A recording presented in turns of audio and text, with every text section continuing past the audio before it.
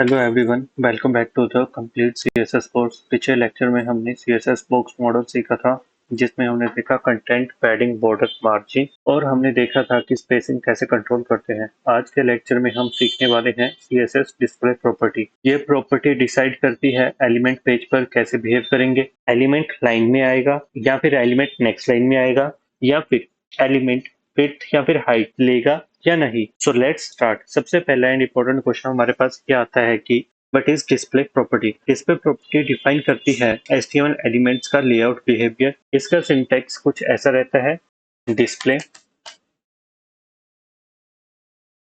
Value. तो हमारे पास यहाँ पर कुछ कॉमन वैल्यूज होती हैं, जैसे कि block, inline, inline block and none.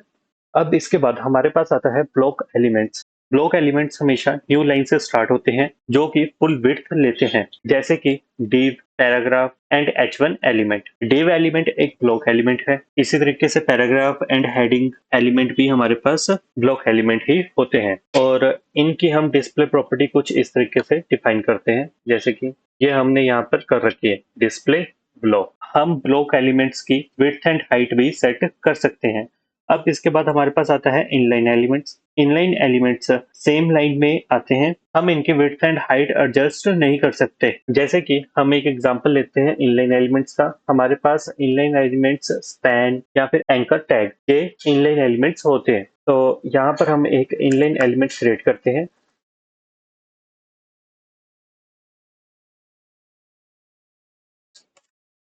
तो यहाँ पर हमने दो स्पैन्स क्रिएट किए हैं, जिनके अंदर हमने कंटेंट लिखा है this is the one line, and second span में हमने कंटेंट लिखा है सेकंड लाइन। आप देख रहे होंगे ये दोनों स्पैन्स का कंटेंट हमारा एक ही लाइन में आ रहा है, बट अगर आप यहीं पे नोटिस करोगे कि हमारे पास हेडिंग, पैराग्राफ, इनका जो कंटेंट है वो हमेशा नेक्स्ट लाइन में मूव कर जा रहा है। तो यही डिफरेंस हमारा ब्लॉक एंड इनलाइन एलिमेंट्स में रहता है।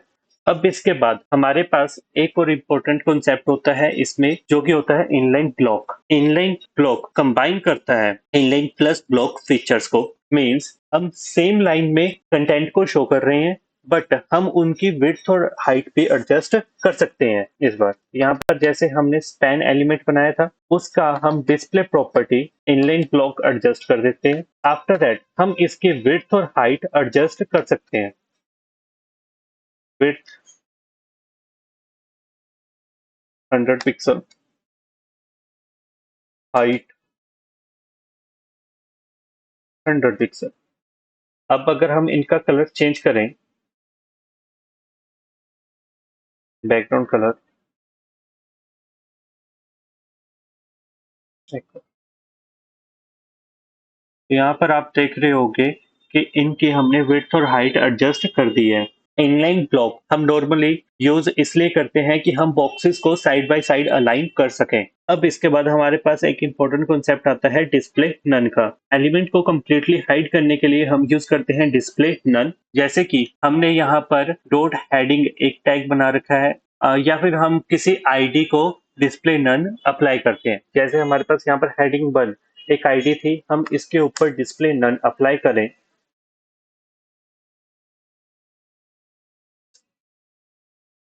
तो आप यहाँ पर देख रहे होंगे कि हमारे पास हेडिंग 1 यहाँ से हाइड हो चुकी है। मींस एलिमेंट कंप्लीटली डिसअपियर हो जाता है। इसके यूज केसेस कुछ ऐसे होते हैं कि हम हाइड एलिमेंट्स को हाइड करने के लिए यूज करते हैं, टॉगल यूआई में यूज करते हैं, या फिर डायनेमिक कंटेंट में हम इसको यूज करते हैं। तो अब मैं आपको एक प्रैक्टिस के लिए टास्क देना चाहूंगा, जिसमें आप 3 बॉक्सेस क्रिएट करें, उसमें आप यूज करें इनलाइन ब्लॉक और उनको साइड बाय साइड डिस्प्ले करें, एंड कोई भी एक बॉक्स क्रिएट करें और उसके ऊपर डिस्प्ले नन अप्लाई करें। तो आज के लेक्चर में हमने सीखा display property, block elements, inline block elements and display none. Next lecture में हम सीखेंगे CSS पोजीशन प्रॉपर्टी, जिसमें हम कंट्रोल करेंगे एलिमेंट की exact position, top, left, right, bottom. See you in the next lecture.